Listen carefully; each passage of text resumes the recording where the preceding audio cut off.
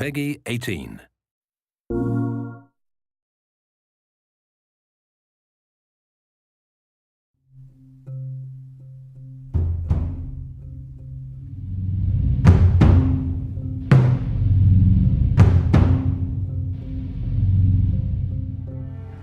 We really want to make sure that there's that contrast between the negative space and then the high tension spikes. You need the exploration, you need the scavenging, you need something to say like, okay, I'm setting a certain tone and a patina here so that then we can contrast that with some stark changes. We need the intensity to strike a different chord.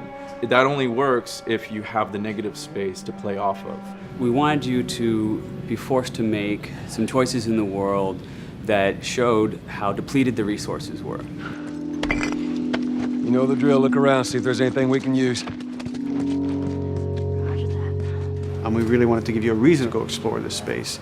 It's like, well, you need to look for supplies that will help you survive another day in this world. Throughout the world, the player finds all sorts of different pieces of items, such as rags, alcohol, bits of broken blades, bindings, and you can combine these together in different ways in order to create items that are useful for surviving in this world.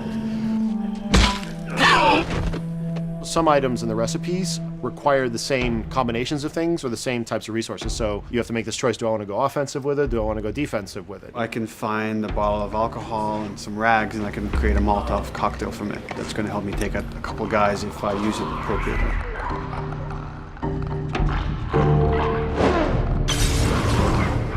Or I could use those same ingredients and craft a medkit.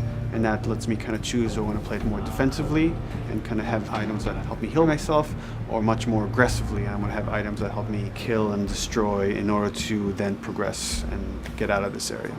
Molotov and medkit are not the only ones that have these interesting overlaps. You can craft a shiv out of a binding and a blade so that you can sneak up behind somebody and take them out more quickly and more quietly, or it can be used to jimmy open locked doors.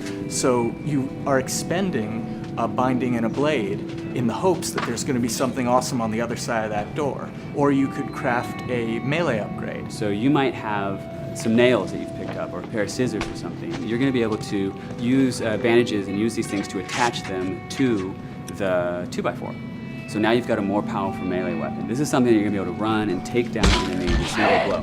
Alternatively, you can use those same type of nails to make a bomb. This is something you can place in the world and they're going to be able to trigger it. Since resources are limited, you stealth past an encounter, you're not getting the stuff that was encountered. Not just the stuff off the guys that you would have taken down, but also in terms of what's in the environment for you to scavenge. So you have to balance that risk versus reward, but it's definitely all a part of the choice. And sometimes the world doesn't give you a choice. Sometimes the battle breaks out in a way you didn't expect, and you have to make decisions, in the moment. So that's another reason why we did the whole crafting system live. We didn't want the player to have to scroll through a long list of different items. We wanted it to be the absolute minimum amount of button presses.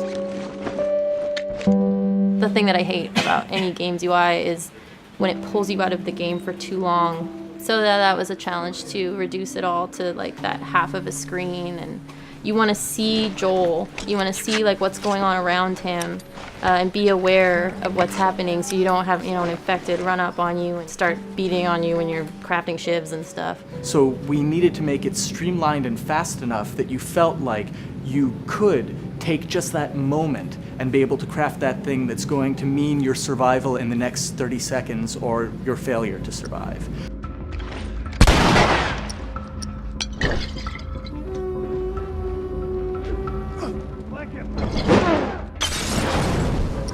The brutality of the encounters is allowing us to reach into the tone of the survival aspect of the game.